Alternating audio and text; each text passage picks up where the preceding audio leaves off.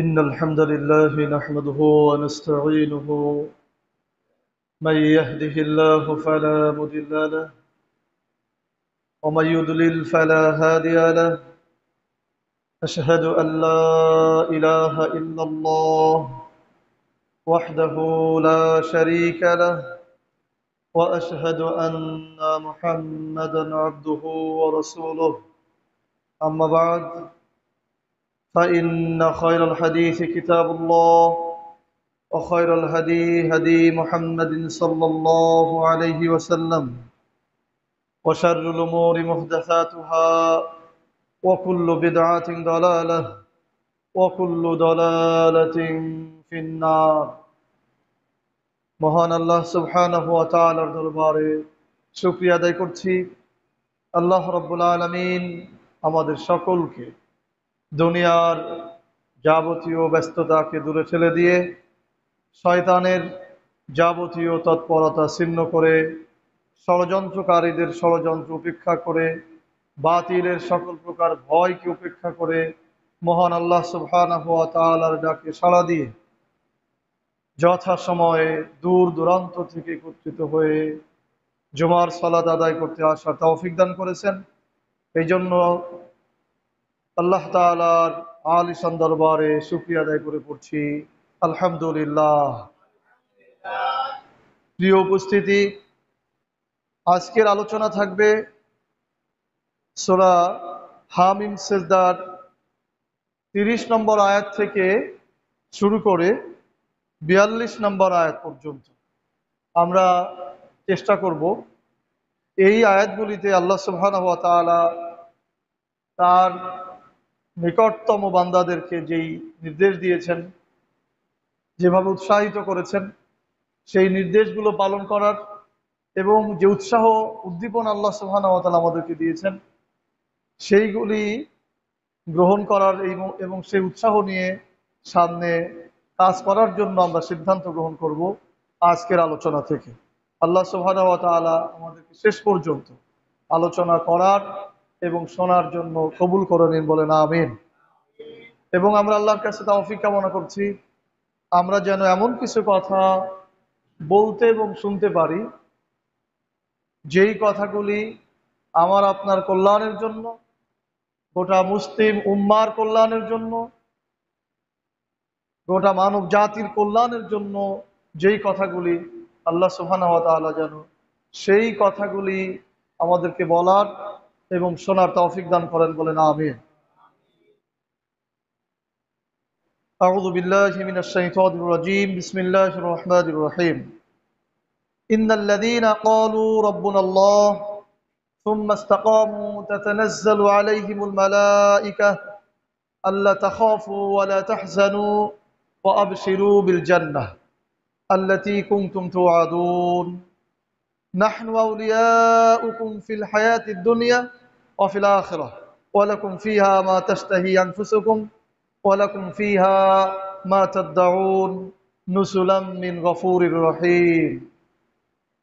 আয়াতের ব্যাখ্যার পূর্বেই আপনাদের কাছে আমার প্রশ্ন হচ্ছে, আমরা কারা এটা চাই যে আমাদের মৃত্যুর সময় ফেরেশতারা এসে বলবে তোমাদের কোনো ভয় নেই,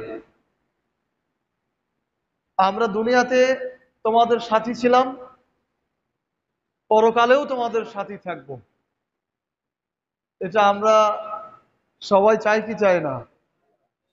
আমরা সবাই চাই যে আমাদের মৃত্যুর সময়, ঠিক যখন মৃত্যু হচ্ছে, মৃত্যুর ফেরেশতারা যখন আসছে, তখন নতুন একটা জগতে আমাকে যেতে হবে যেখানে আমার আপন লোক থাকার সম্ভাবনা খুবই কম। সেরকম একটি জায়গাতে আমরা যাব, নতুন একটা পরিস্থিতির সম্মুখীন। এমনিতেই আমরা নার্ভাস থাকবো, এটাই স্বাভাবিক। ঠিক এরকম একটি মুহূর্তে একের অধিক ফেরেশতা, একজন না, একের অধিক ফেরেশতারা বলবে তোমার কোনো ভয় নেই, আমরা দুনিয়াতেও তোমার সাথী ছিলাম, আখিরাতেও তোমার সাথী থাকব। এটা আমরা সবাই চাই না? শুধু এটাই না, মৃত্যুর সময়, অর্থাৎ এখনো পৃথিবীতে আছি, এখনো পৃথিবীতে আছি, এই সময় ফেরেশতারা বলবে তোমরা চিন্তা করো না, বরং তোমরা আনন্দিত হও, বরং তোমরা আনন্দিত হও। কিসের জন্য? মৃত্যুর পরবর্তী জীবনে তোমাকে জান্নাতে প্রবেশ করানো হবে। এটা আমরা চাই কি চাই না? এখনো মরিনি, এখনো বেঁচে আছি, এই সময় ফেরেশতারা আমাকে, আপনাকে বা আমাদেরকে বা যাদেরকে এই কথাগুলি শোনাবে, তখন কি আর কোনো ভয় থাকবে? কষ্ট থাকবে? দুশ্চিন্তা থাকবে? থাকবে না। কিন্তু এই কথাগুলি মৃত্যুর সময় শোনাটা সৌভাগ্যের। এখন কি মনে হয়, এই কথাগুলি কি যাকে তাকেই ফেরেশতারা শোনাবে? কি মনে হয় আপনাদের, যাকে তাকে এই কথাগুলি শোনাবে? এই কথা শোনার যোগ্য হওয়ার জন্য কিছু শর্ত আছে। এই কথা শোনার যোগ্য হওয়ার জন্য কিছু শর্ত আছে, কিছু কাজ আছে। সেই শর্ত, সেই কাজগুলি আল্লাহ সুবহানাহু ওয়া তাআলা এই সূরা হামিম সিজদার 30 থেকে নিয়ে 42 নম্বর আয়াতের মধ্যে বলেছেন। তাহলে ভূমিকায় কি হলো? যদি আমরা মৃত্যুর সময় শুনতে চাই, লা তাখাফ, তোমার কোনো ভয় নেই, আমরা দুনিয়ায়ও তোমাদের সাথে ছিলাম, তোমার সাথে ছিলাম, আবার মৃত্যু পরবর্তী জীবনেও তোমার সাথে থাকবো, তুমি দুশ্চিন্তাগ্রস্ত হও না, মৃত্যুর পরে তোমার জন্য যে জান্নাতের প্রতিশ্রুতি দেওয়া হয়েছে সেটা তুমি পাবা, সেই প্রতিশ্রুতি পূরণ করা হবে, সুতরাং তুমি আনন্দিত হও। এইরকম ঘোষণা শোনার জন্য আল্লাহ তাআলা কিছু শর্ত আরোপ করেছেন, কিছু কাজের কথা বলেছেন, কিছু বিশ্বাসের কথা বলেছেন, কিছু স্থিরতার কথা বলেছেন। কি কি বললাম? কিছু বিশ্বাসের কথা বলেছেন, কিছু কাজের কথা বলেছেন, কিছু স্থিরতার কথা বলেছেন। এই তিনটার উপরে যদি আমরা দৃঢ় থাকতে পারি, আল্লাহর হুকুম অনুযায়ী যদি কিছু কাজ করতে পারি, তার পছন্দনীয় যদি কিছু কাজ করতে পারি, যদি আল্লাহর কিছু বিষয়ে বিশ্বাস করতে পারি এবং এই বিশ্বাসের উপর ইস্তেকামত থাকতে পারি, স্থির থাকতে পারি, তাহলে আল্লাহ সুবহানাহু ওয়া তাআলা ফেরেশতাদেরকে অনুমতি দিবেন, যাও তোমরা আমার ওই বান্দাকে শোনাও, তোমার কোনো চিন্তা নেই, তুমি ভয় পেও না, দুনিয়াতে আমরা তোমার সাথে ছিলাম, পরকালেও তোমার সাথে থাকবো, জান্নাতের প্রতিশ্রুতি তোমার জন্য পালন করা হবে, তুমি আনন্দিত হও। সুবহানাল্লাহ। এতক্ষণ ধরে শুধু ভূমিকা বুঝাইছি, এবার কার্যক্রম শুরু হবে। যদি এতক্ষণ একটা বুঝে থাকেন, তাহলে পরবর্তীটা আপনার গ্রহণ করতে কি হবে? সহজ হয়ে যাবে। দেখেন আল্লাহ সুবহানাহু ওয়া তাআলা এবার কি বলছেন, ইন্নাল্লাযীনা ক্বালু রাব্বুনাল্লাহ সুম্মা ইসতাকামু তাতানাজ্জালু আলাইহিমুল মালায়েকা আল্লা তাখাফু ওয়া লা তাহজানু ওয়া আবশিরু বিল জান্নাহ আল্লাতী কুনতুম তুআদুন। আল্লাহ বলছেন, নিশ্চয়ই যারা বলে আল্লাহ আমাদের রব, নিশ্চয়ই যারা বলে আল্লাহ আমাদের রব, সুম্মা ইসতাকামু, অতঃপর তারা এই কথার উপরে, এই বিশ্বাসের উপরে ইস্তেকামত থাকে, স্থির থাকে, দৃঢ় থাকে, সুপ্রতিষ্ঠিত থাকে, তাতানাজ্জালু আলাইহিমুল মালায়েকা, তাদের নিকট ফেরেশতা অবতীর্ণ হয়, তাদের নিকট ফেরেশতা অবতীর্ণ হবে, আল্লাহ তাখাফু, আর বলবে তোমাদের কোনো ভয় নেই, লা তাখাফ, আল্লাহ তাখাফু, তোমরা ভয় পেও না, ওয়ালা তাহজানু, তোমরা দুশ্চিন্তাও করো না, ওয়াবশিরু বিল জান্নাহ, তোমরা জান্নাতের সুসংবাদ গ্রহণ করো, আল্লাতী কুনতুম তুআদুন, যেই ব্যাপারে তোমাদের সাথে প্রতিশ্রুতি দেওয়া হয়েছে। তাহলে এখানে আল্লাহ তাআলা শর্ত আরোপ করেছেন কি? বলতে হবে আমাদের রব আল্লাহ। এই যে আমরা বললাম না, এই যে আমাদের রব আল্লাহ, এইটার উপর আমাদের স্থির থাকতে হবে, এইটার উপর আমাদের ইস্তেকামত থাকতে হবে, বিশ্বাসী থাকতে হবে। এখন এখানে স্থিরতার কথা কেন আসলো? আপনি যখন, এই যে আমাদের দেশে যখন বর্ষা মৌসুম হয়, তখন আপনার ছেলে মেয়েকে যদি কোথাও পাঠান মাটির রাস্তা দিয়ে হাঁটতে, কোনো প্রতিষ্ঠানে, স্কুলে বা মাদ্রাসাতে যেতে, বা আপনার বৃদ্ধ পিতামাতাকে যদি কোথাও হাঁটতে যেতে বলেন এই বৃষ্টির সময়, তাহলে আপনি সচেতন হলে আপনি তাকে সতর্ক করে বলবেন এখন বৃষ্টি বর্ষার সময় রাস্তাঘাট পিচ্ছিল আছে, সুতরাং খুব সাবধানে পা ফেলবা অথবা পা ফেলবেন যেন পিচ্ছিল খেয়ে পড়ে না যাও, পড়ে গেলে হাত পা ভেঙে যাওয়ার সম্ভাবনা আছে। তার মানে এই পিছলে অবস্থায় আপনি তাকে পরামর্শ দিচ্ছেন ইস্তেকামাত হয়ে দাঁড়াতে, খুব সোজা হয়ে কি দাঁড়ায় থাকতে, খুব সাবধানে হাঁটতে, কারণ এখন পিচ্ছিল অবস্থা। ঠিক একইভাবে আল্লাহ সুবহানাহু ওয়া তাআলা বুঝাতে চেয়েছেন, তুমি যখন বলবা যে আমার রব কে, সবাই একসাথে বলবেন, এগুলো কিন্তু ইমানের কথা, আমার রব আল্লাহ। এইটা বলার উপর তুমি যে বিশ্বাসে চলবা এই বিশ্বাসের উপরে ধাক্কা আসবে, তোমার এই কথার উপরে তোমার পিছনে ঘাট থেকে ধাক্কা মারা হবে, তখন তোমাকে সোজা হয়ে দাঁড়ায় থাকতে হবে। তুমি যে কথা বলেছো যে আমার রব কে, এই যে আল্লাহ, এইটার উপরে দাঁড়ায় থাকতে হবে, তাহলে তোমার জন্য এই সুসংবাদ পাঠানো হবে। এখন আসেন, আমাদের রব আল্লাহ, এটা কে না বলে? ইমানদার, কাফের, ইমানদার, মুনাফেক, সবাই বলে আমাদের রব আল্লাহ। আল্লাহ রাব্বুল আলামিন সেই সময় বলেছেন, কাফিরদের কাছে প্রশ্ন করো ওই আকাশ কে সৃষ্টি করেছে, ওই জমিন কে সৃষ্টি করেছে, বলবে যে আল্লাহ সৃষ্টি করেছে। তাহলে তারাও কি আল্লাহকে মানতো না? তাহলে এই কথাটা কেন বলা হলো? আমি তো বলছি আমার রব আল্লাহ, কিন্তু কেন বলা হলো যে এই কথার উপরে প্রতিষ্ঠিত থাকতে হবে, ইস্তেকামাত থাকতে হবে? এটা এই জন্য বলা হলো, রব কাকে বলে এইটা আগে বুঝতে হবে। রব কে? আল্লাহ, এটা সহজ কথা, কিন্তু এর অর্থটা কি? দেখেন, এই আয়াতের ব্যাখ্যায় হযরত আনাস ইবনে মালিক রাদিয়াল্লাহু তাআলা আনহু হতে বর্ণিত একটি হাদিস, যে আনাস ইবনে মালিক রাদিয়াল্লাহু তাআলা আনহু বলেন, রাসূলুল্লাহ সাল্লাল্লাহু আলাইহি সাল্লাম আমাদের সামনে এই আয়াতটি পাঠ করেন। কোন আয়াত? ইন্নাল্লাযীনা ক্বালু রাব্বুনাল্লাহ সুম্মা ইসতাকামু, এই আয়াত পাঠ করেন। অতঃপর বলেন, অধিকাংশ লোকই আল্লাহর রুবুবিয়ত স্বীকার করে এরপরে আবার কুফরিতে প্রবৃত্ত হয়। অধিকাংশ লোকই আল্লাহর রুবুবিয়ত স্বীকার করে, অর্থাৎ আল্লাহ যে আমাদের রব এটা কি স্বীকার করে, মানে, কিন্তু এরপরে আবার কুফুরিতে প্রবৃত্তি হয়। কিন্তু যারা আল্লাহকে রব হিসাবে বিশ্বাস ও স্বীকার করার পর মৃত্যুর আগ পর্যন্ত এই বিশ্বাসের উপরে প্রতিষ্ঠিত থাকে, তাহাকেই বলা হয় বা তাদেরকেই বলা হয় মুস্তাকিম বা অবিচল। আল্লাহ রসুল কি বলেছেন? আনাস রাদিয়াল্লাহু তাআলা বলছেন যে আল্লাহর রসুল আমাদের সামনে এই আয়াতটি তেলাওয়াত করলেন, ইন্নাল্লাযীনা ক্বালু রাব্বুনাল্লাহ সুম্মা ইসতাকামু, এটা বর্ণনা করে বললেন অধিকাংশ মানুষই আল্লাহকে রব হিসাবে স্বীকার করে, কিন্তু পরবর্তীতে আবার কুফরিতে প্রবৃত্ত হয়। আল্লাহ রসুল বলছেন রব হিসাবে স্বীকার করার পর মৃত্যু হওয়ার আগ পর্যন্ত এই বিশ্বাসের উপরে থাকা, তাকেই অবিচল বলে বা ইস্তেকামত বলে। তাহলে ওই সুসংবাদ পাওয়া যাবে। এখন অস্বীকারটা কিভাবে হয়? অস্বীকারটা কিভাবে করা হয়?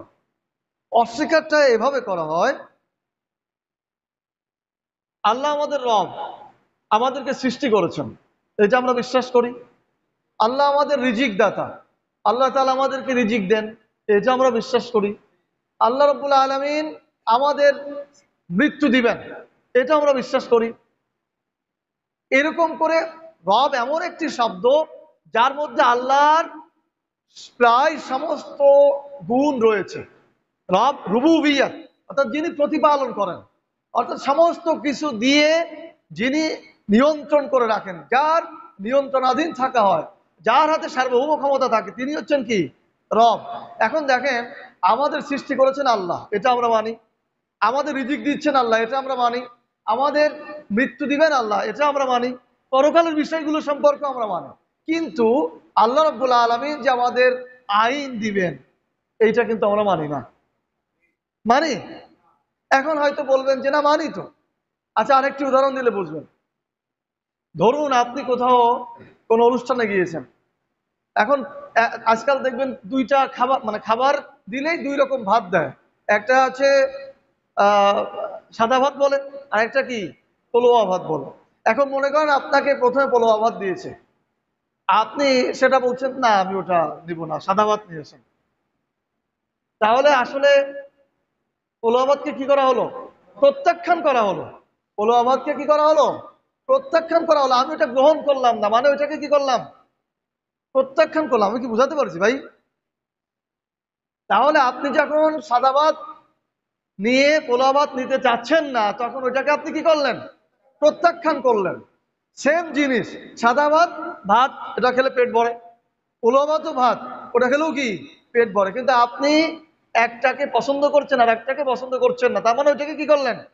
প্রত্যাখ্যান করলেন। এবার আসেন, আল্লাহ সুবহানাহু ওয়া তাআলা আইন দিয়েছেন, এটা স্বীকৃত না অস্বীকৃত? কোরআনে যে আল্লাহ তাআলার আইন আছে, এটা স্বীকৃত না অস্বীকৃত? স্বীকৃত। অসংখ্য আইন রয়েছে। ঠিক সেই একই বিষয়গুলিতে আইন দিয়েছে মানুষেরাও। ধরে নেন, হত্যা করলে কি শাস্তি হবে, এটার আইন আল্লাহ দিয়েছেন না? আঘাত করলে কি শাস্তি হবে, এটার আইন আল্লাহ দিয়েছেন না? এরকম করে চুরি করলে কি শাস্তি হবে, এটা আল্লাহ আইন দিয়েছেন, এটা স্বীকৃত। ঠিক সেই একই বিষয়ে মানুষ যারা নিজেদেরকে জ্ঞানী মনে করেছে বা যারা রাষ্ট্র নিয়ে গবেষণা করে, তারাও কিছু আইন দিয়েছে। দিয়েছে কিনা? তারা হত্যার ক্ষেত্রে আইন দিয়েছে, তারাও চুরির ক্ষেত্রে আইন দিয়েছে, আঘাতের ক্ষেত্রে আইন দিয়েছে। যেমন ধরুন, চুরি করলে আল্লাহ আইন দিয়েছেন যে তার চুরির অপরাধের মাত্রা অনুযায়ী হাত কর্তন করা হবে।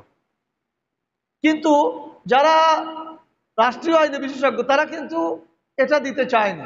তারা তাদেরকে কিছুদিন জেলে আটকে রাখবে, আবার ছেড়ে দিবে, এটা হচ্ছে তাদের আইন।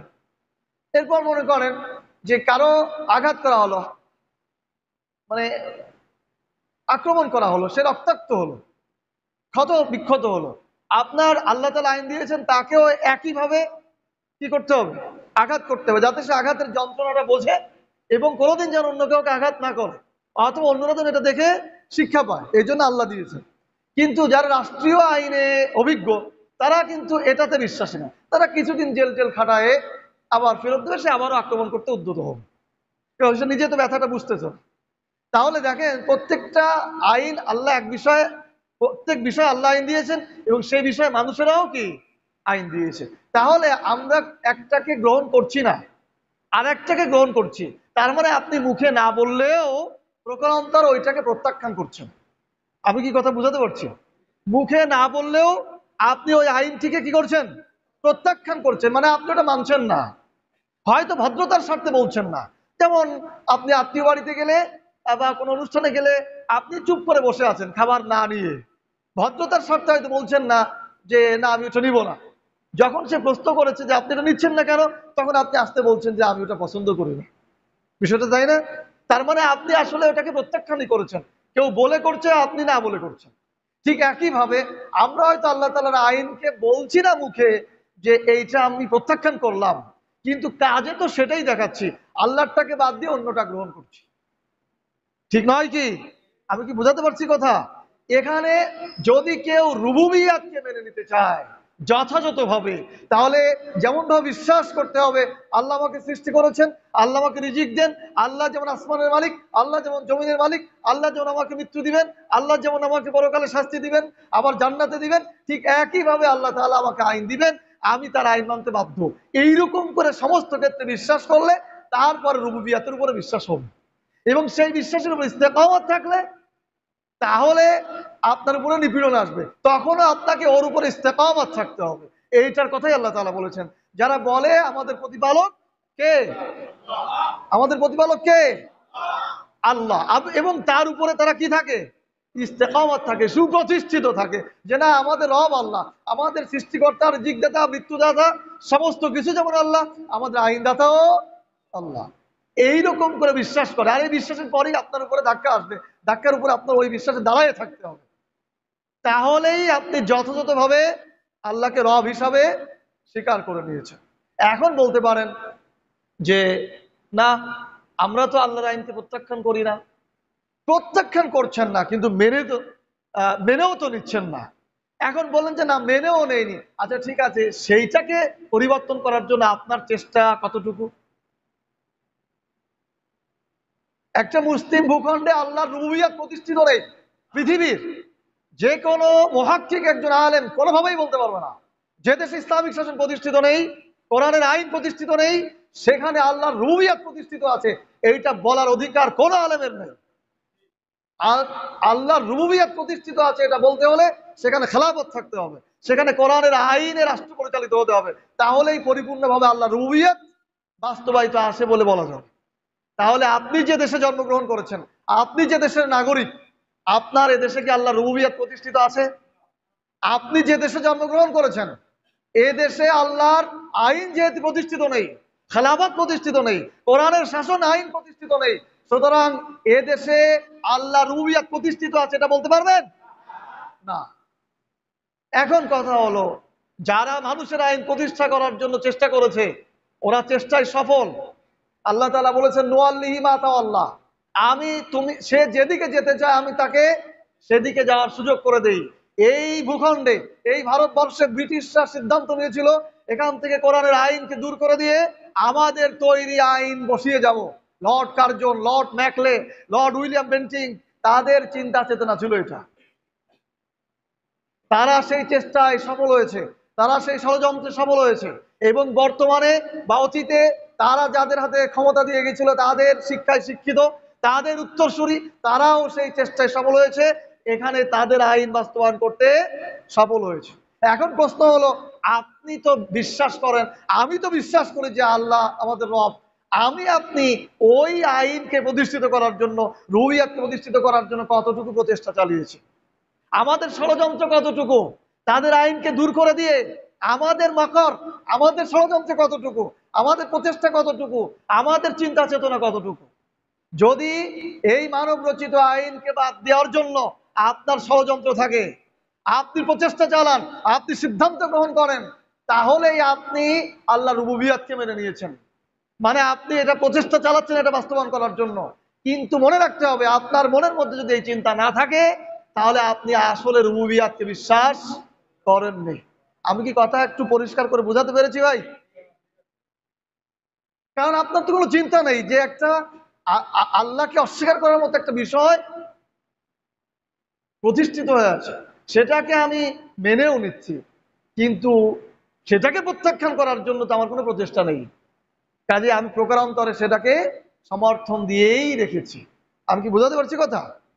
তাহলে আমার যে তাফসির ছিল সেটি হচ্ছে, আল্লাহ রাব্বুল আলামিন বলছেন ইন্নাল্লাযীনা ক্বালু রাব্বুনাল্লাহ সুম্মা ইসতাকামু তাতানাজ্জালু আলাইহিমুল মালায়েকা আল্লা তাখাফু ওয়া লা তাহজানু ওয়া আবশিরু বিল জান্নাহ আল্লাতী কুনতুম তুআদুন। অর্থাৎ যারা বলে আমাদের প্রতিপালক আল্লাহ, প্রতিপালক আল্লাহ বলা মানেই আইনদাতাও আল্লাহ, এইটা মানার পর যখন তার পেছনে ধাক্কা আসবে, যখন তার বিপদ আপদ আসবে, এরপরেও সে ওই কাজে লিপ্ত থাকবে, ওই বিশ্বাসে লিপ্ত থাকবে। এরকম অবস্থায় যদি আমৃত্যু থাকে, যদি আমি এই মৃত্যু এই অবস্থায় চলে আসে, তখন ফেরেশতারা তাকে বলবে আল্লাহ তাখাফু ওয়া লা তাহজানু, কোনো ভয় নেই, কোনো চিন্তা করো না, বরং আনন্দিত হও, জান্নাতের সুসংবাদ গ্রহণ করো। কথা কি পরিষ্কার? শুধু এ পর্যন্তই বলবে না, আরো বলবে নাহনু আউলিয়াউকুম ফিল হায়াতিদ দুনিয়া ওয়া ফিল আখিরাহ ওয়া লাকুম ফিহা মা তাশতাহি আনফুসুকুম ওয়া লাকুম ফিহা মা তাদউন নুজুলাম মিন গফুরির রহিম। ওই ফেরেশতারা বলবে যে আমরা দুনিয়াতে তোমাদের সাথী ছিলাম, পরকালেও তোমাদের সাথী থাকবো। তাহলে ফেরেশতারা কাদের সাথী হয়? দুনিয়াতে ফেরেশতারা কাদের সাথী হয়? যারা আল্লাহ রুবুবিয়তকে মেনে নেয়, যারা আল্লাহর আইন বিধান মেনে নেয় বা আল্লাহর আইন বিধান মেনে নেওয়ার জন্য প্রচেষ্টা চালায়, তাদের সাথী হয় কারা? ফেরেশতারা। ওই যে বদরের যুদ্ধে যে সাহাবায়ে কেরামগণ যুদ্ধ করতে এসেছিলেন, কার রুবুবিয়ত প্রতিষ্ঠিত করতে এসেছিলেন? সবাই বলেন কার? সেদিন ফেরেশতারা সাথী হয়েছিলেন না? হয়েছিল। ঠিক এই কথাই আল্লাহ বলছেন যে ফেরেশতারা বলবে, যারা আল্লাহ রুবুবিয়তকে প্রতিষ্ঠিত করার চেষ্টা করবে, ফেরেশতারা দুনিয়াতেও তাদের সাথে থাকবে। তার মানে আপনি সলিমুদ্দি হন আর কলিমুদ্দি হন, এই রাষ্ট্রের সব থেকে নগণ্য মানুষ হন আর উৎকৃষ্ট মানুষ হন, আপনি যদি রুবুবিয়ত প্রতিষ্ঠিত করতে চান তাহলে ফেরেশতা আপনার সাথী হয়ে যাবে। বলেন সুবহানাল্লাহ। চান ফেরেশতা সাথী হোক? চান? আমার তো মনে হয় না। চাইলে তো ওই কাজ শুরু করে দিতেন। ফেরেশতারা আপনার সাথী হবে কি সামান্য ব্যাপার? নহে সামান্য ব্যাপার। কাদের সাথে হবে? যারা আল্লাহর জমিনে আল্লাহর রুবুবিয়্যাতকে প্রতিষ্ঠিত করার সিদ্ধান্ত গ্রহণ করবে। তারপর কি হবে? আরো বলছেন যে তোমরা শুধু আনন্দিত হবে তাই না, জান্নাতের মধ্যে তোমাদেরকে প্রবেশ করানো হবে এবং সেখানে তোমরা যা চাও, তোমরা যা ফরমায়েশ করো, যা আশা করো, তাই তোমাদের জন্য সেখানে থাকবে। কাদের জন্য থাকবে?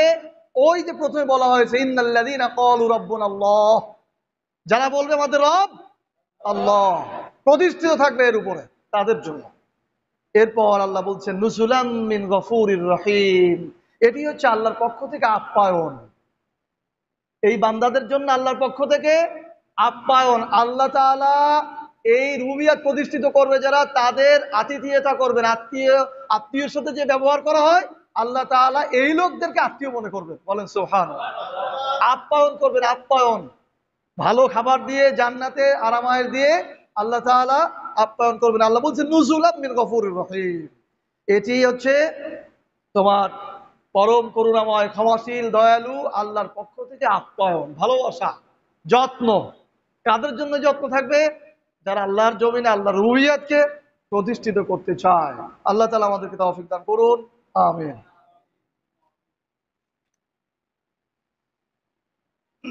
33 নম্বর আয়াত, আল্লাহ সুবহানাহু ওয়া তাআলা বলছেন ওয়া মান আহসানু ক্বাওলাম মিম্মান দাআ ইলাল্লাহ ওয়া আমিলা সালিহাও ওয়া ক্বালা ইন্নানী মিনাল মুসলিমিন। আল্লাহ বলছেন ওয়া মান আহসানু ক্বাওলাম মিম্মান দাআ ইলাল্লাহ ওয়া আমিলা সালিহাও ওয়া ক্বালা ইন্নানী মিনাল মুসলিমিন। আল্লাহ বলছেন তার থেকে আর কার কথা উত্তম হতে পারে?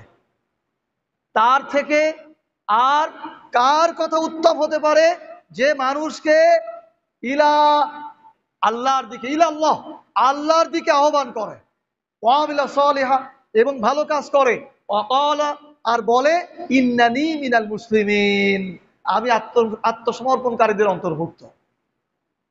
চিন্তা করে দেখেন, আল্লাহ রাব্বুল আলামিন হচ্ছে মহান রব, যিনি আসমানের মালিক, জমিনের মালিক, যার কথায় সমুদ্র বহমান, যার কথায় পাহাড় পর্বত স্থির, যার কথায় ঝর্ণা ধারা পাহাড় থেকে বয়ে চলে, যার কথায় চন্দ্র সূর্য সেই সূর্য শুরু থেকে নিয়ে শেষ পর্যন্ত একই পথে একইভাবে ঘুরে চলেছে। সেই আল্লাহর কাছে প্রিয় হবে তার কথা যে মানুষকে আল্লাহর পথে ডাকে। হতে পারেন সে আপনি, আপনি একজন দুর্বল মানুষ, সমাজের একেবারে হতদরিদ্র মানুষ, আপনার কথাও আল্লাহর কাছে শ্রেষ্ঠ হবে। কেন? আপনি আল্লাহর পথে মানুষকে ডেকেছেন, আপনি আল্লাহর পথে মানুষকে ডেকেছেন। দাইল আল্লাহ, আল্লাহর পথে আহ্বান করা। তাহলে আল্লাহর নিকট পৃথিবীর মধ্যে কোন প্রধানমন্ত্রী, কোন রাজা, বাদশাহ, তাদের কথা উত্তম এটা আল্লাহ বলেননি। আল্লাহ বলেছেন আল্লাহর নিকট কার কথা উত্তম? যে মানুষকে আল্লাহর দিকে আহ্বান করে। তাহলে আমি আপনি যদি আল্লাহর দিকে মানুষকে আহ্বান করি, তাহলে আমার আপনার কথা আল্লাহর নিকট সব থেকে প্রিয় হবে। বলেন সুবহানাল্লাহ। তাহলে আপনার কথা কি প্রিয় করতে চান? আল্লাহর কাছে আপনার কথা প্রিয় হোক, এটা চান? মুখে বলেন চান? তাহলে তো আপনার এই আল্লাহর পথে মানুষকে আহ্বান করতে হবে। আল্লাহর পথে মানুষকে কি করতে হবে? আহ্বান করতে হবে। বারবার আপনাদেরকে বুঝাইছি, আল্লাহর পথের আরবি কি ভাই? ফি সাবিলিল্লাহ। আল্লাহর পথের আরবি কি? ফি সাবিলিল্লাহ। আমাদের বাংলাদেশের জনগণ, বিশেষ করে ভারতবর্ষের জনগণ, বিশেষ করে বাংলাদেশের জনগণ ফি সাবিলিল্লাহ বলতে বলতে আল্লাহর পথে শুধু আল্লাহর জন্য দান করা। ছাগল গরু অসুস্থ, যা ফি সাবিলিল্লাহ দিয়ে দিলাম। ছেলে মেয়ে একটা প্রতিবন্ধী, ফি সাবিলিল্লাহর পথে দিয়ে দিয়েছে, আল্লাহকে চালাই দেবে। অথচ আল্লাহ বলেছেন ওয়ালা তায়াম্মামুল খাবিস, আল্লাহর জন্য কোন নিকৃষ্ট জিনিস দেওয়ার কল্পনাও করবো না। তায়াম্মাম মানে সংকল্পও করবো না। আল্লাহ তোমার কিছু নিতে বাধ্য নন যে তুমি একটা পচা জিনিস দেবা আর সেটা নেবা। এই জন্য আমরা টাকা দেওয়ার সময়, আমরা এই যে বিভিন্ন জায়গায় টাকা দান করি না, বিশেষ করে আমি কখনো পুরাতন টাকা দেই না। 2 টাকার নোট হলো সেটা নতুন টাকা দেই। কেন?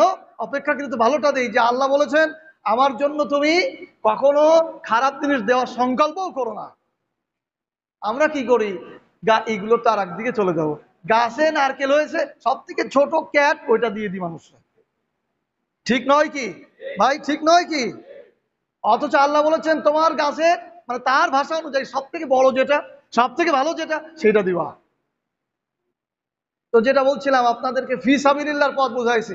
ফি সাবিলিল্লাহর পথ মানে এই দানের পথ, শুধু দানের পথ না। ফি সাবিলিল্লাহর পথ মানে যে পথে চললে, যে পথে মানুষকে ডাকলে আল্লাহর জমিনে আল্লাহর দ্বীন প্রতিষ্ঠিত হয়, আল্লাহর রুবুবিয়্যাত প্রতিষ্ঠিত হয়, আল্লাহর আইন প্রতিষ্ঠিত হয়, সেটা হচ্ছে কি ফিসাবিলিল্লাহর পথ। ফিসাবিলিল্লাহর পথ মানে জেহাদের পথ, আন্দোলনের পথ, সংগ্রামের পথ, আল্লাহর জমিনে আল্লাহর দ্বীন প্রতিষ্ঠার পথ। এটাই হচ্ছে ফিসাবিলিল্লাহর সংজ্ঞা। যত আয়াত আপনি দেখবেন কোরআনে আপনি পড়েন, তুজাহিদুনা ফি সাবিলিল্লাহ, তুজাহিদুনা ফি সাবিলিল্লাহ, বারবার আল্লাহ বলেছেন আল্লাহর পথে সংগ্রাম করো। তার মানে সংগ্রাম কখন করতে হয়? কোনো একটা কিছুকে হটাতে আর কোনো একটা কিছুকে প্রতিষ্ঠিত করতে সংগ্রাম করতে হয়। তার মানে আল্লাহর জমিনে আল্লাহর দ্বীন প্রতিষ্ঠিত করার জন্য এবং মানুষের জীবন ব্যবস্থা, মানুষের দ্বীনকে দূর করার জন্যই আল্লাহর দ্বীনের পথে আল্লাহ চেষ্টা করতে বলেছেন। তাহলে সংক্ষেপে আল্লাহর পথ কি? আল্লাহর দ্বীন প্রতিষ্ঠার পথ। যে পথে চললে আল্লাহ দ্বীন প্রতিষ্ঠা হয় সেটাই হচ্ছে কি? আল্লাহর পথ, ফি সাবিলিল্লাহর পথ। সেই পথে মানুষকে আহ্বান করতে হবে। তাহলে আল্লাহর পথে যদি আমরা ডাকি, এইরকম ডাকার মতো যদি ডাকি, তাহলে আমাদের কথা আল্লাহর কাছে কি হবে? প্রিয় হবে। ওই যে বলেছেন অমান আহসানু কাওলাম মিম্মান দাআ ইলাল্লাহ, আল্লাহর নিকট আর কার কথা উত্তম হতে পারে যে মানুষকে আল্লাহর দিকে আহ্বান করে। আপনাদের প্রশ্ন থাকতে পারে বা আমার যারা দর্শক শ্রোতা আছে তাদের প্রশ্ন থাকতে পারে যে আপনি কেন শুধু ফিসাবিলিল্লাহ পথের কথা এটা বলেন, আর কেন শুধু আপনি দিন প্রতিষ্ঠার কথা বা আল্লাহর আইন প্রতিষ্ঠার কথা বলেন? রুইয়াতে তো আরো অনেক ব্যাখ্যা আছে, শুধু আইনেরটা কেন নিয়ে আসেন? কথা হলো, যেই ভূখণ্ডে ইসলামিক শাসন নেই, যেখানে খেলাফত নেই, কোরআনের আইন নেই, যেখানে আল্লাহ রুবুবিয়্যাত প্রতিষ্ঠিত নেই, সেখানে একজন ব্যক্তি যত ইচ্ছা করুক না কেন পরিপূর্ণ ইসলাম সে পালন করতে পারবে? বলেন পারবে? পারবে না। যত ইচ্ছা করুক সে পরিপূর্ণ ইসলাম পালন করতে পারবে না। হয়তো আপনি নামাজ পড়তে পারবেন, হয়তো আপনি জিকির করতে পারবেন, কোরআন তেলাওয়াত করতে পারবেন মুখস্থ অথবা অনুবাদ ছাড়া, কিন্তু আপনি সুদভিত্তিক অর্থ ব্যবস্থা থেকে দূরে থাকতে পারবেন না। আপনি ঘুষ ব্যতীত কোনো উপকার গ্রহণ করতে পারবেন না। আপনি জাকাত ভিত্তিক অর্থ ব্যবস্থা চালু করতে পারবেন না। আপনি যথাযথ পর্দা প্রথা বাস্তবায়ন করতে পারবেন না। আপনি সামাজিকভাবে জেনা ব্যভিচার অনৈতিকতাকে দূর করতে পারবেন না। সুতরাং এই জন্যই আমি বারবার বলি, যেহেতু আল্লাহ তাআলা বলেছেন ইয়া আইয়ুহাল্লাযিনা আমানু উদখুলু ফিস-সিলমি কাফা ওয়া লা তাত্তাবিউ খুতুওয়াতিশ শাইতান, ইসলামের মধ্যে পরিপূর্ণরূপে প্রবেশ করো, শয়তানের পদাঙ্ক অনুসরণ করো না। ইসলামিক শাসন যদি প্রতিষ্ঠিত না হয় তাহলে কোনোভাবেই ইসলামের মধ্যে পরিপূর্ণ প্রবেশ করা সম্ভব নয়। ইসলামিক বিধান ব্যতীত যত আইন বিধান আছে, যত জীবন ব্যবস্থা আছে, এই সবই হচ্ছে শয়তানের খুতুওয়াত, মানে শয়তানের পথ, শয়তানের পদাঙ্ক। আপনি যখন ইসলাম ছাড়া চলবেন তখনই শয়তানের পথে অটোমেটিক চলে যাবেন। আর এই জায়গা থেকে জাতিকে ফেরানোর জন্যই আমরা বারবার রুবিয়াতের কথা, আইন বিধানের কথা, আল্লাহর আইন প্রতিষ্ঠার কথা বলি। কথা কি পরিষ্কার? প্রিয় উপস্থিতি, আল্লাহ সুবহানাহু ওয়া তাআলা এবার বলছেন ওয়ালা তাস্তাবিল হাসানাহ ওয়ালা সাইয়্যাহ ইদফা বিল্লাতি হিয়া আহসান। আল্লাহ বলছেন ওয়ালা তাস্তাবিল হাসানাহ ওয়ালা সাইয়্যাহ, ভালো আর মন্দ কখনো সমান হতে পারে না। ইদফা বিল্লাতি হিয়া আহসান ফাইদাল্লাযী বাইনাকা ওয়া বাইনাহু আদাওয়াতুন কান্নাহু ওয়ালিয়্যুন হামীম, তুমি মন্দকে প্রতিহত করো, মন্দকে প্রতিহত করো ভালো দিয়ে, তাহলে কি হবে? যার সাথে তোমার শত্রুতা রয়েছে সে তোমার অন্তরঙ্গ বন্ধুতে পরিণত হবে। তাহলে কাউকে যদি, শত্রুকে যদি অন্তরঙ্গ বন্ধুতে পরিণত করতে হয়, তাহলে এখানে আল্লাহ তাআলা আমাদেরকে একটা সূত্র দিয়েছেন। সেই সূত্র হচ্ছে তার সাথে বেশি বেশি কি করতে হবে? ভালো ব্যবহার করতে হবে। তাহলে সে এক সময় আমার আপনার অন্তরঙ্গ বন্ধুতে পরিণত হবে। পরের আয়াতে আল্লাহ সুবহানাহু ওয়া তাআলা বলছেন ওমা ইউলাক্কাহা ইল্লাল্লাযীনা সাবারু ওমা ইউলাক্কাহা ইল্লা যু হাযযিন আযীম। আল্লাহ বলছেন ইতিপূর্বে যেই গুণগুলোর কথা বলা হলো, ওই যে রবের প্রতি ইস্তেকামত থাকা, এরপর আল্লাহর পথে মানুষকে ডাকা, আল্লাহর পথে মানুষকে আহ্বান করা, আর মন্দকে ভালো দ্বারা প্রতিহত করা, এই যে যে গুণের কথাগুলো বলা হলো, এই গুণ সবার ভাগ্যে জোটে না। এই গুণ অর্জন সবাই করতে পারে না, শুধুমাত্র তারাই করতে পারে। কারা? ওমায়ুলাক্কাহা ইল্লাল্লাযীনা সাবারু ওমায়ুলাক্কাহা ইল্লা যু হাযযিন আযীম, যারা ধৈর্য ধারণ করে। যারা কি করে? যারা ধৈর্য ধারণ করে, যারা ধৈর্যশীল, এই ধরনের গুণের অধিকারী কেবলমাত্র তাদেরই করা হয়। তাহলে শুধুমাত্র ইচ্ছা করলে এই গুণের অধিকারী হওয়া যাবে না। এই গুণের অধিকারী হওয়ার জন্য আপনাকে কি হতে হবে? ধৈর্যশীল হতে হবে। বিশেষ করে দাওয়াতের ক্ষেত্রে ধৈর্যশীল হতে হবে। বিশেষ করে দাওয়াতের ক্ষেত্রে ধৈর্যশীল হতে হবে, যে আমার দাওয়াতি কাজ চলতেই থাকবে, চলতেই থাকবে। এই ক্ষেত্রে আমাকে কি হতে হবে? ধৈর্যশীল হতে হবে। কারণ পৃথিবীর সব মানুষ ভুলের মধ্যে আছে, শুধুমাত্র যারা দাওয়াতের কাজ করছে তারাই কি সঠিক পথে আছে। দলিল কি? দলিল কি বলেন দেখি? সূরা আসর, আল্লাহ সুবহানাহু ওয়া তাআলা সময়ের কসম দিয়ে বলেছেন, পলাশ, সময়ের কসম, মহাকালের শপথ, ইন্নাল ইনসানা লাফি খুসর। ইন্নাল ইনসান, ইনসান মানে কোনো ভূখণ্ডের মানুষ নয়, সারা পৃথিবীর গোটা মানব জাতি লাফি খুসর, খুসরের মধ্যে আছে, ক্ষতির মধ্যে আছে। কিসের মধ্যে আছে? ক্ষতির মধ্যে আছে। ইল্লাল্লাযীনা আমানু, শুধুমাত্র তারা নয়, ওই মানুষদের মধ্য থেকে আল্লাহ আবার বের করে নিয়েছেন। কিছু মানুষকে আল্লাহ আবার কি করেছেন? আলাদা করে নিয়েছেন। প্রথমে একবারে সব সব করে দিয়েছেন। একটা উদাহরণ দিলে বুঝবেন ভালো। আমার ব্যক্তিগত উদাহরণ, আমি মাঝে মাঝেই ঘর পরিষ্কার করি, প্রায়ই ঘর পরিষ্কার করি।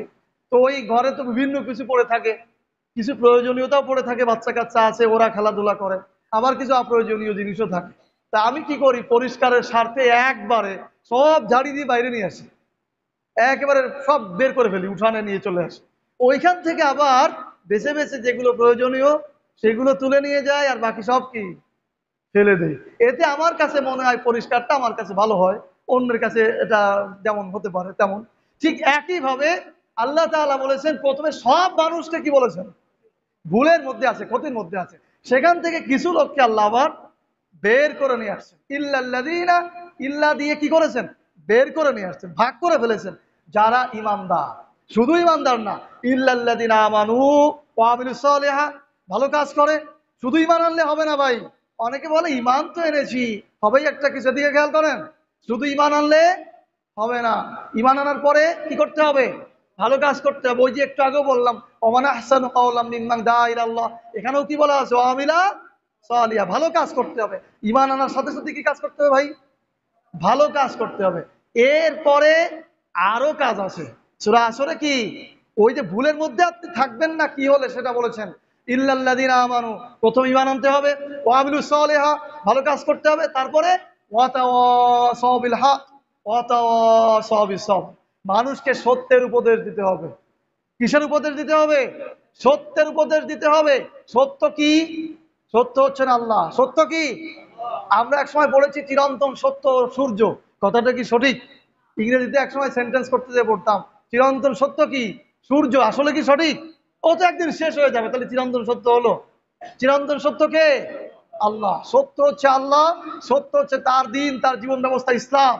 এই দিকে আল্লাহর দিকে, আল্লাহর দিকে, এই ইসলামের দিকে মানুষকে আদেশ করতে হবে, উপদেশ দিতে হবে। এটাই আল্লাহ তাআলা বলেছেন। আর কি? ওয়াতাওয়াসাউ বিস-সবর। আর যখন এই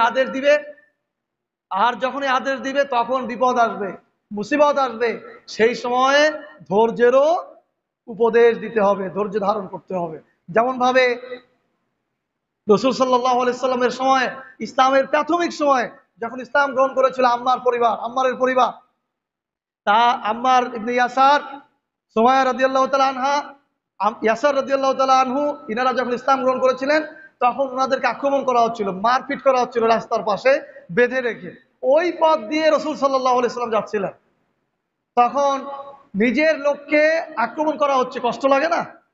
তো যখন হয়তো ওনারা হয়তো ওনাকে দেখেছিলেন, হতে পারে এরকম, তখন আল্লাহ রসুল বলেছিলেন, সবরন আল ইয়াসার, হে ইয়াসিরের পরিবার, ধৈর্য ধারণ করো। হে ইয়াসিরের পরিবার, কি করো? ধৈর্য ধারণ করো। তার মানে তুমি প্রথমটা গ্রহণ করেছো, ঈমান এনেছো, ইসলাম গ্রহণ করেছো, ভালো কাজ করতেছিলে, এরপরে যে বিপদে পড়েছো, এখন কি করতে হবে? ধৈর্য ধারণ করতে হবে। ধৈর্য ধারণের উপদেশ দিতে হবে। তাহলে পৃথিবীর মধ্যে সব মানুষ কিসের মধ্যে আছে ভাই? পৃথিবীর মধ্যে সব মানুষ কিসের মধ্যে আছে? সব মানুষ ক্ষতির মধ্যে আছে, ভুলের মধ্যে আছে। শুধুমাত্র তারা নয়, যারা মানুষকে আল্লাহর পথে ডাকে, যারা ইসলামের পথে ডাকে, যারা ভালো কাজ করে, যারা সত্যের উপদেশ দেয়, যারা ধৈর্যের উপদেশ দেয়। তাহলে আপনি যদি ভুলের মধ্যে না থাকতে চান, এই মুহূর্তে আমরা সবাই কিসের মধ্যে আছি মিনহাজ? ভুলের মধ্যে আছি। তাহলে আপনি আমি যদি ভুলের মধ্যে থাকতে না চাই তাহলে কি করতে হবে ভাই? বলেন বলেন। আপনি আমি যদি ভুলের মধ্যে থাকতে না চাই, এখন পর্যন্ত আমরা ভুলের মধ্যে আছি। সারা পৃথিবীর মানুষ কিসের মধ্যে আছে? ভুলের মধ্যে আছে। আমরাও কিসের মধ্যে আছি? ভুলের মধ্যে আছি। এখন আপনি যদি আল্লাহর কাছে ওই ক্ষতিগ্রস্তদের তালিকার মধ্যে থাকতে না চান, ক্ষতিগ্রস্তদের একটা তালিকা আছে, কিন্তু ক্ষতিগ্রস্তদের একটা কি আছে? তালিকা আছে। ওই তালিকার মধ্যে যদি আপনার নাম রাখতে না চান, তাহলে কি করতে হবে? আল্লাহর পথে মানুষকে আহ্বান করতে হবে, ঈমান আনতে হবে, ভালো কাজ করতে হবে, মানুষকে সত্যের পথে ডাকতে হবে, সত্যের উপদেশ দিতে হবে। তাহলেই আপনি আল্লাহ যে খাতায় ভালো মানুষের নাম লিখে রেখেছেন, যারা কল্যাণকামী মানুষ, কল্যাণকর মানুষের নাম লিখে রেখেছেন, সেই তালিকার নিচে আপনার আমার নামটাও লেখা হবে। আমি কি পরিষ্কার করে বুঝাতে পেরেছি? যদি আপনি ভালো কাজ করেন, ঈমান আনেন, দাওয়াত দেন, আল্লাহর পথে আল্লাহর দিন প্রতিষ্ঠার কাজ করেন, তাহলে আপনার নাম লেখা হবে কল্যাণকর যারা, যাদের নাম লিখে রেখেছেন আল্লাহ তাদের সাথে। আর যদি এই কাজগুলো না করেন, তাহলে আপনি ক্ষতিগ্রস্তদের তালিকায় আছেন। এখন আপনি বিবেচনা করেন কোনটার মধ্যে আপনি থাকবেন। কথা কি পরিষ্কার?